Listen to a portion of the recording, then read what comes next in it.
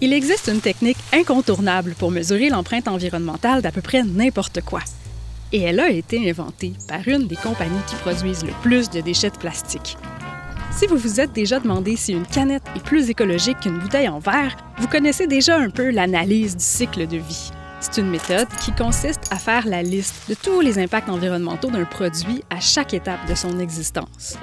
Les ressources, l'eau, l'énergie utilisée pour la fabrication et le transport, les impacts sur la santé humaine, les GES émis jusqu'aux déchets, tout est comptabilisé.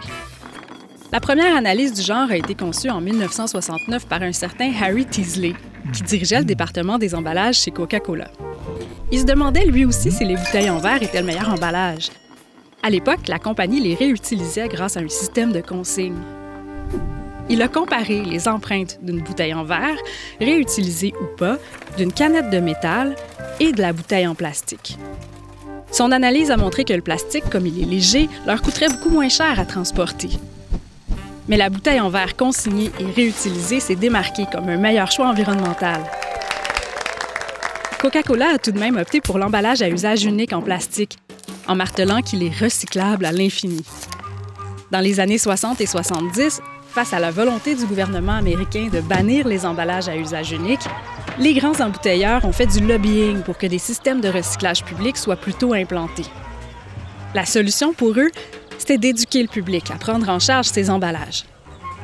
Aujourd'hui, on produit près de 150 millions de tonnes d'emballages en plastique chaque année dans le monde. Les emballages en polyéthylène terephthalate, le fameux PET des bouteilles en plastique, sont recyclés à hauteur de 38 % en Amérique du Nord. Mais à l'échelle du globe, 15 % du plastique produit est envoyé au recyclage et à peine 10 % est bel et bien recyclé.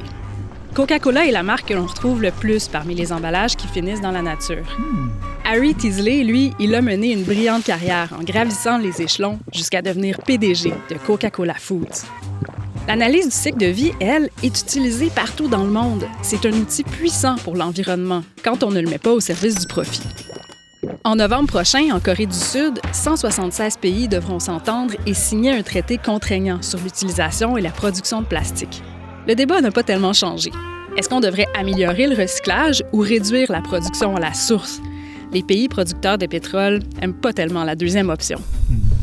Mais une coalition de plus de 200 entreprises, dont Coca-Cola, souhaite une meilleure réglementation pour toute l'industrie. En attendant, plusieurs pays dans le monde font revenir des systèmes de consigne. Au Québec, elle sera élargie en mars 2025 pour y inclure, entre autres, les bouteilles d'eau.